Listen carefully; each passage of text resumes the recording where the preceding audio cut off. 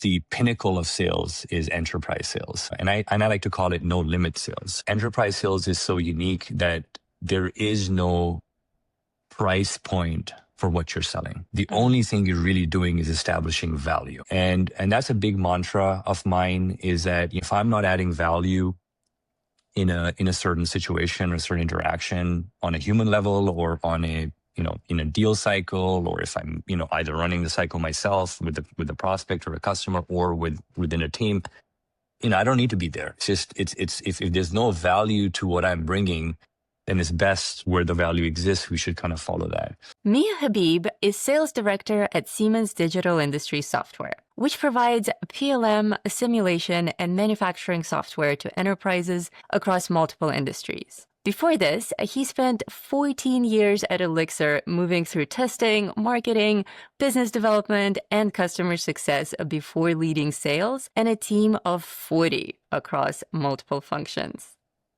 Today, we're talking about what you learn about building sales systems when you've actually done every job that feeds into sales, and how touching all those adjacent functions changes how you design handoffs, remove velocity constraints, and scale revenue without just adding more people to the mix. This is Are You Getting More? Mia, thank you so much for joining us. A pleasure to be here. Thank you for having me. Now, you made a pretty unconventional jump from banking in Dubai during the 2008 crisis to software testing at Elixir. What was it about the sales experience with high net worth clients that made you think, I want to stay in this world rather than go back to programming? It's it's an interesting journey. In one way, sales is the most ancient of jobs, right? People have been bartering and selling, countries and things have been going around for a long period of time. But if you look at it from an institutional, kind of sales approach, especially let's say in the SaaS space, that's maybe around for 25 years. So I think a lot of people from my generation have fallen into sales more than like them picking that as a career. And that's sort of like what happened to me as well. Yeah, I joined the bank. I come with an economics background. And like you mentioned, there was a financial recession. And when I showed up on the first day, they said, well, we don't have any credit. What we need to do is actually get folks to give money to this bank because it was just being capitalized at that time. And they gave me a list, put me in a basement, gave me a phone, and they said, good luck. And I failed horribly at that job. But I did learn a lot of hard-won lessons. And it really got me into the first foray of sales, so to speak. It was tough, but I enjoyed it. I think the biggest lesson one learns, especially when you talk about SaaS or sales in general, is, in that SDR, BDR world, tenacity is super, super important. So, I started to get the flavor of that. And then from there in, happenstance, one thing led to another.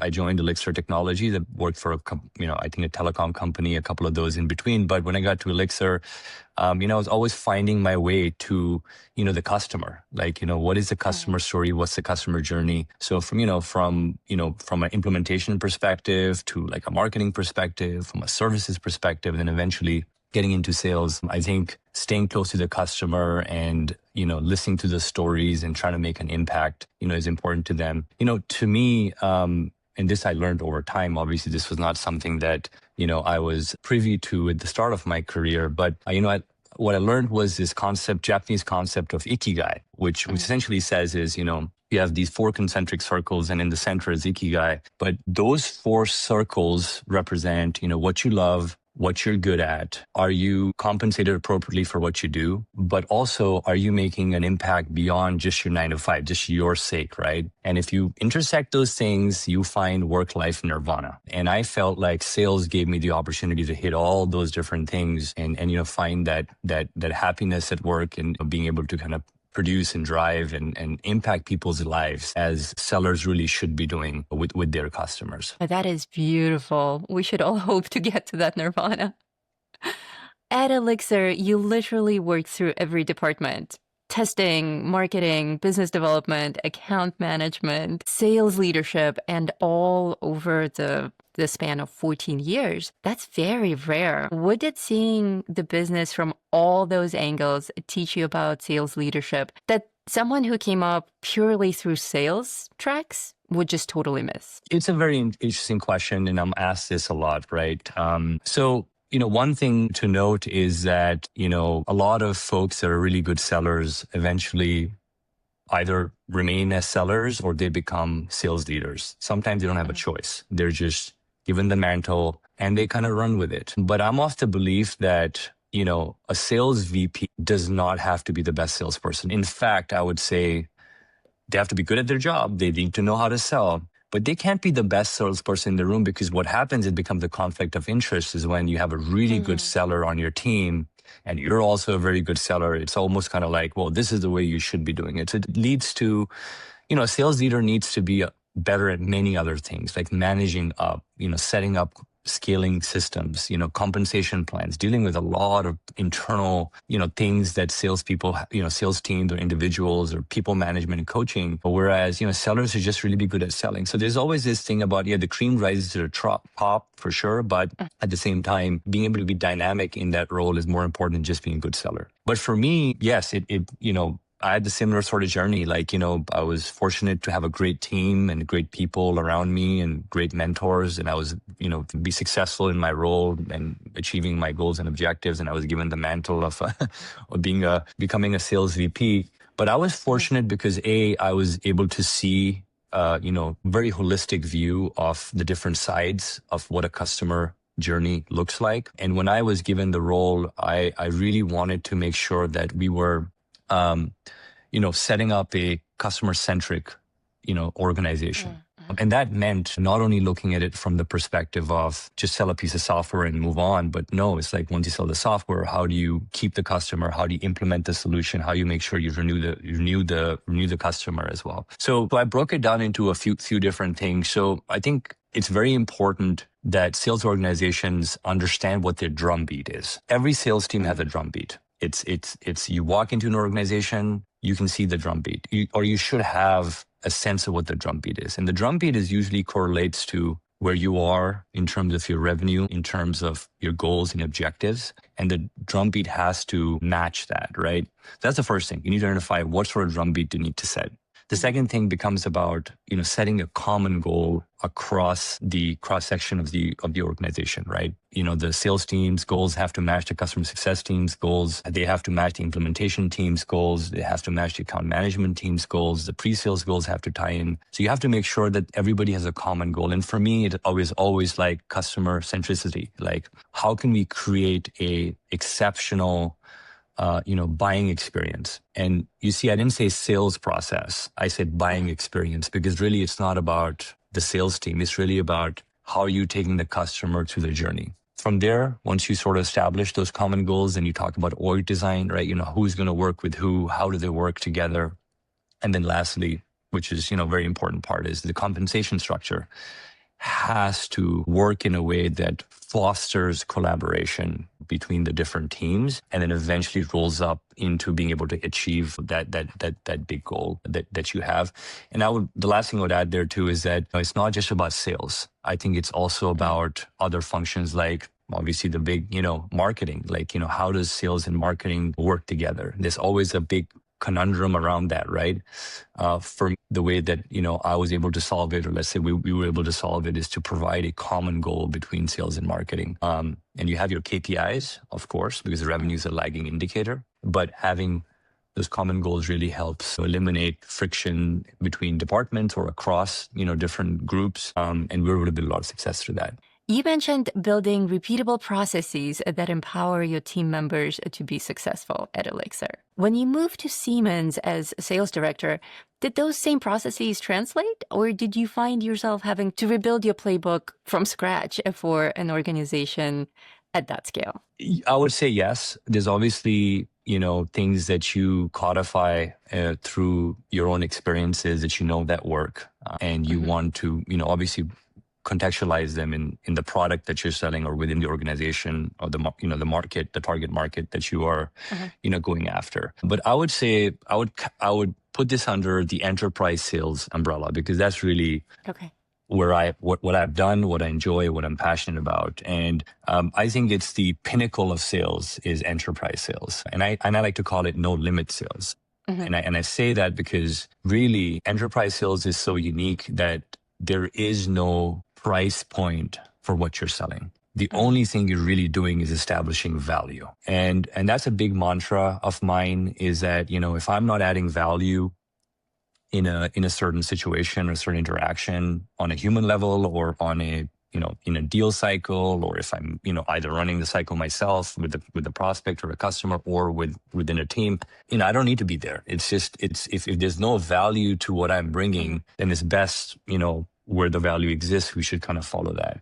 So I subscribe to the philosophy of sense-making sales, which Brent Adamson, who invented Challenger sales, is one of the inventors of Challenger sales. He came up with this methodology called sense-making.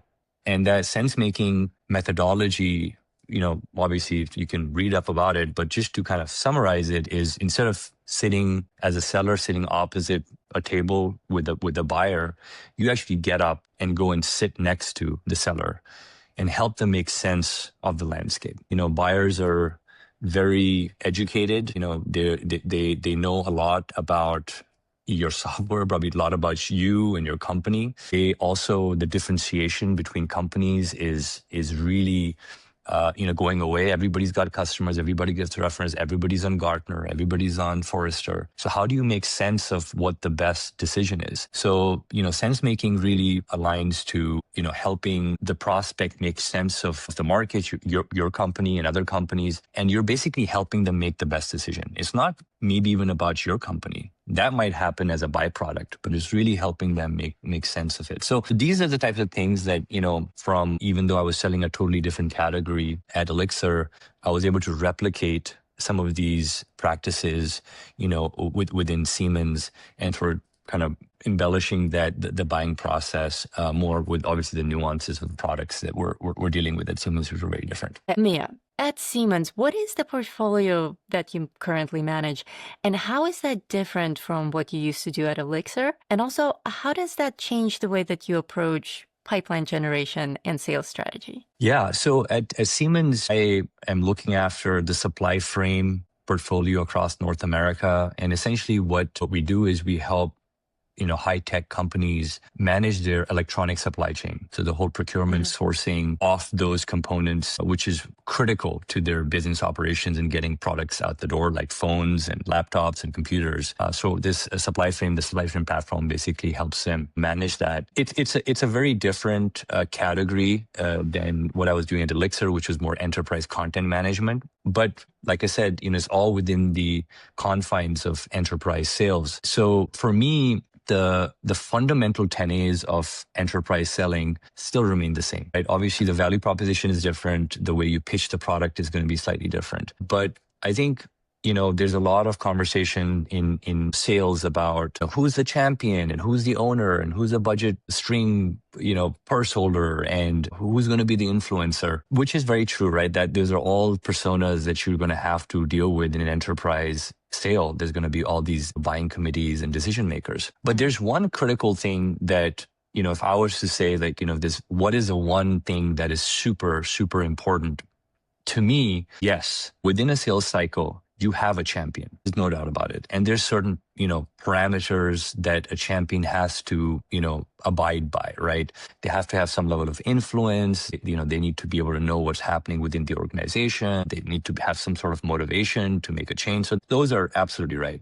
But I think what people really forget is, just like any person, you have to also develop a champion. You also have to put in the work to mature their thinking, their processing, this whole sense-making thing I mentioned. And I don't call them, a champion. I like to call them, endearingly, the mole, right? The mole within the organization that knows exactly where everything is. They know how to go from different places to different places. They're very, vested within the organization. And that doesn't just happen by the way. You could be lucky and you find somebody that's predisposed and knows exactly what to do, but more often than not, so when I say development, what does that mean?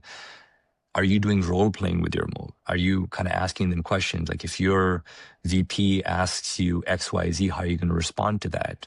Have you thought about this? And if they ask you this, I don't know a lot of people if they actually do that, right?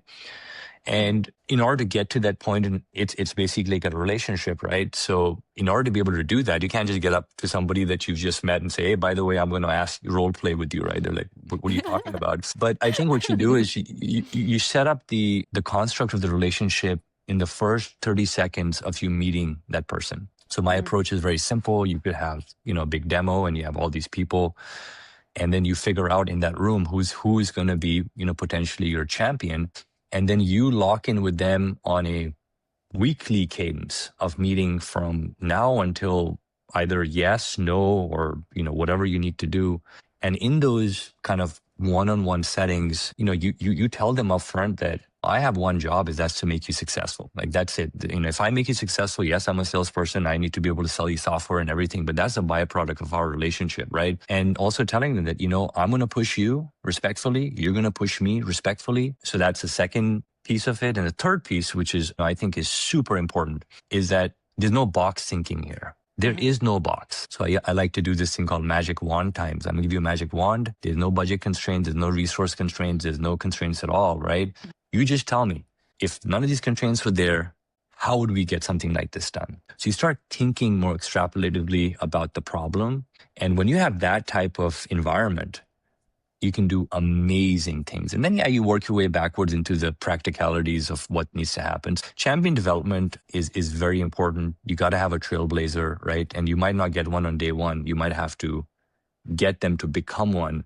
And that's a big part of what I have done, but also what I am, doing within this new portfolio of sales within Siemens. And this is something that you can either do yourself, but it's also something that you can coach your teams, right, to create that environment with folks on the prospect side or the customer side. I love that champion concept. That is something very different that we've never had on the show. That's amazing. Thank you. Looking back at Elixir, you grew recurring revenue while scaling the team to 40 people. What's the mistake you see other sales leaders make when they're trying to scale revenue and headcount at the same time? I totally agree with you. I think this is an existential question, right? And sort of depends on the maturity of your revenue processes in terms of how you're acquiring revenue. It kind of really depends on that. A lot of people think, hey, so I got 3 reps, $1 million quota, 3 million. Our goal needs to be 3 million, right? Let me go hire 2 more, and now my goal needs to be 5 million, right? That's how, unfortunately, that's how not only sales leader, but a lot of boards and CEOs think that way. Like that's just a magic. By adding more reps, you're going to close more revenue, right? It doesn't work like that, right? What you really need to be looking at is how is the scaling actually happening? How many people are hitting quota, or how many people are missing quota, but by how much, right? You sort of have to, figure out in terms of your motion. Is this a 0 to 1 motion? Is it 0 plus 1 motion? Is it, where are you in the scaling journey? And then based on that, you figure out like, okay, what do we need to do in terms of, headcount? So firstly, we were very conscious as a lean company, obviously, privately held lean company, on just adding headcount period was always a question. But that gave me the discipline to have a very strong rigor around when we hire. And if we do make that hire, who do we hire? What are the personality that they have, and what type of work ethic do they bring? And I don't mean hard work, because someone can be really good selling a certain type of solution. They might be really bad at selling a certain type of solution, right? So the archetype of the seller, and also depending on where you are in the journey, because in the early days, when you're going from 0 to 1, you want evangelical selling, right? You just want them to go and hit the door and just make it happen. Doesn't matter about price. It doesn't matter about customer or what you're selling. You just need those customers. But once that's done, let's say you get to quantity. Exactly. So if you get to like 2 million, 3 million in ARR, then the story starts changing. So what we call is an island selling model, right? So you have these amazing salespeople that can, that have a kind of semi-working product and a semi-idea of what to sell and what markets to sell in, but they do their own thing. Seller A does not do what seller B is doing. Seller B, they're just getting it done. But when you start getting to closer to 8, 9, 10, especially 10 million AR, now what you got to move into like an assembly line model, right? You need to have multiple specialists. You got the BDRs, you got the AE, so that you can learn from the people that are closing business. How can you repeat that, rinse and repeat that success? And I'm telling you, an island selling persona is not going to be happy in an assembly line format because he does not want to sit there and tell me what you did. They just do what they do. They have this magic and they just make it happen. So you have to be, when you do the hiring, you have to be very conscious about where you are in the scale, who you're hiring, how you're hiring, but then also make sure that you can back that into the math, the scaling math that goes into, how many reps do we need? How are they hitting goal? How are they hitting their objective, right? And then making sure that you make the hiring decision. Now, when you get to 100 million, 150 million ARR, different story. You know the script, you know everything. You can probably add reps and they will translate into a certain revenue. So it kind of depends on where you are. But we were in the earlier phase of that, so the hiring was there's a lot of rigor that went into hiring.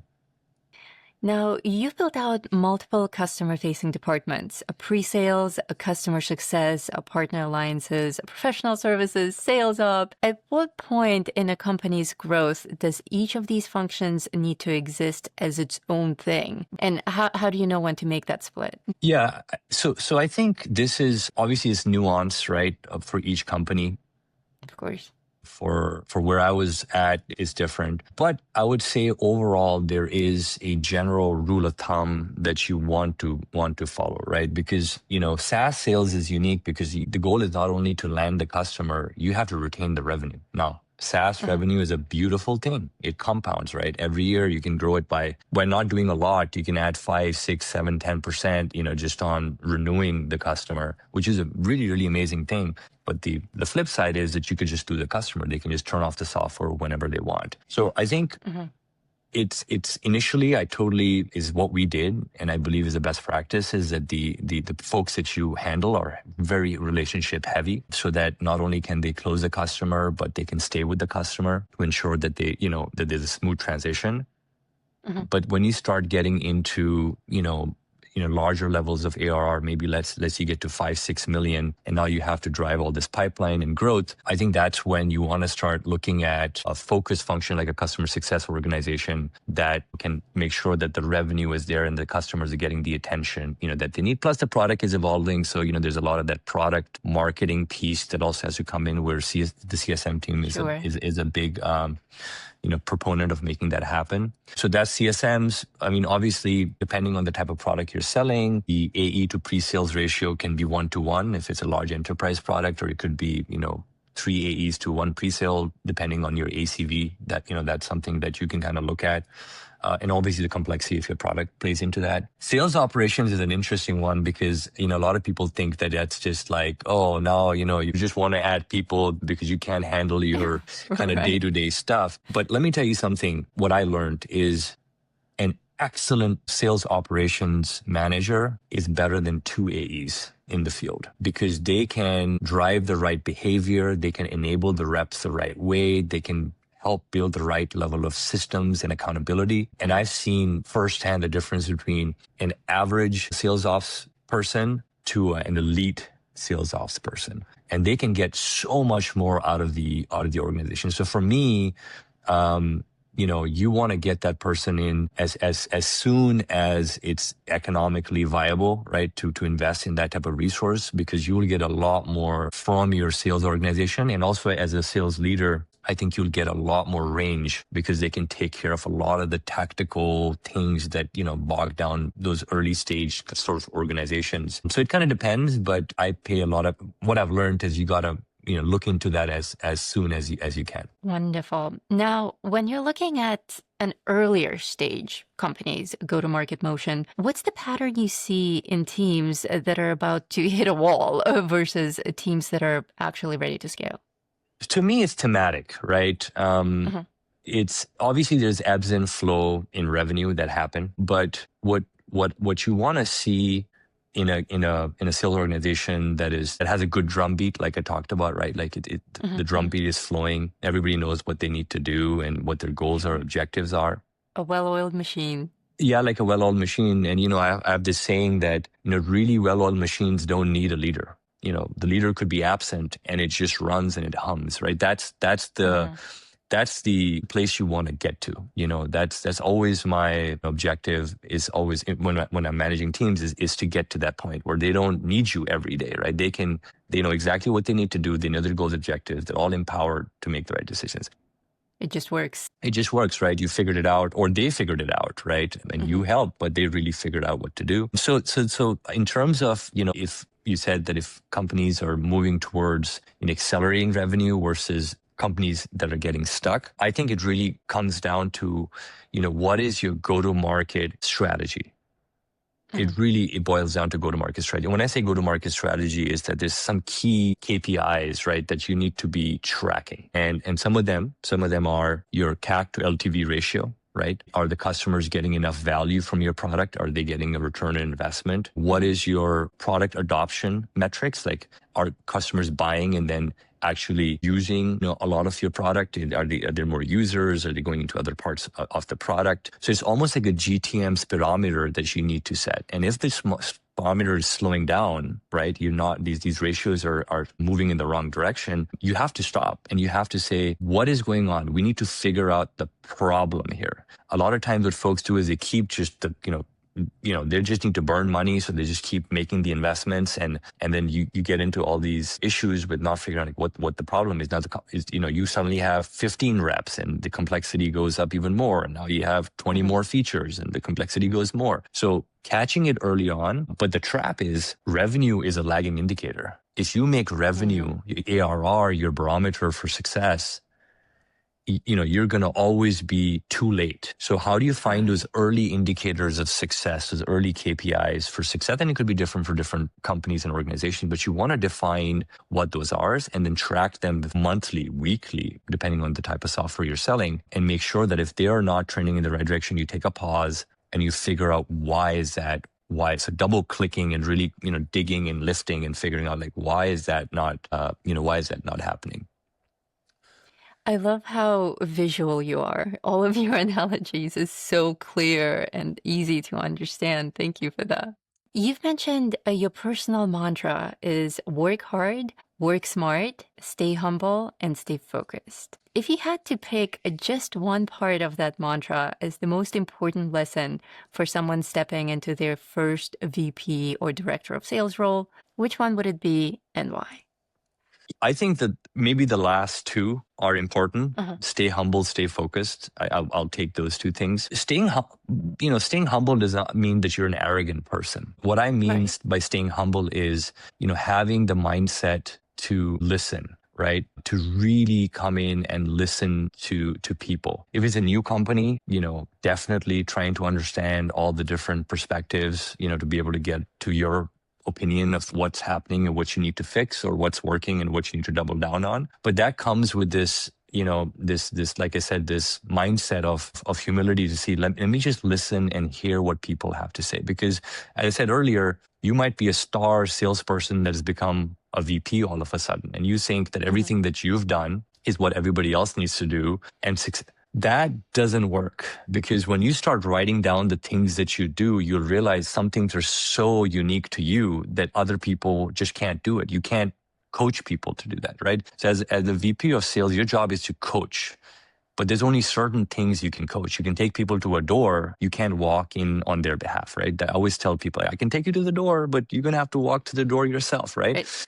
But them walking is unique to them, right? So how do you do that? So to me, it's like you have to listen to people. You have to understand where they're coming from, what motivates them, what's important to them. It's not always, compensation. It could be recognition. It could be just help, the ikigai thing, right? You got to really deconstruct that for every individual. So I think that's important, staying humble from that perspective. And then generally, obviously, if you're very successful, staying humble always helps. But focus is also very key, because when you get into this role, all of a sudden you'll move from just deal flow to what's the compensation structure, or managing the board expectation, presenting to the CEO, having the executives meeting, dealing with product things, this whole new relationship with marketing that they don't do anything, or, I got bad leads, to figuring out how do we solve this problem? So you have to step into this whole new role that if you're not, staying focused on what is very important to you, what are the 2-3 things that you define are super important to you, it just becomes very overwhelming very, very fast. And, VP sales, all jobs are hard, but I think the VP sales role is really, it's not about just selling externally. It's a lot about selling and managing expectations, internally. So I think those two things combined together really provide a good foundation for a new VP of sales trying to get into this role and being successful. Amazing. Well, Mia, thank you so much for joining us today on the show. It has been so enlightening and inspirational. Thank you. Thank you for having me, Lisa. Nice talking to you. If any of you listening want to connect with Mia or see what they're doing over at Siemens Digital Industries Software, the link is in the description. This has been Are You Getting More? And we'll see you next time.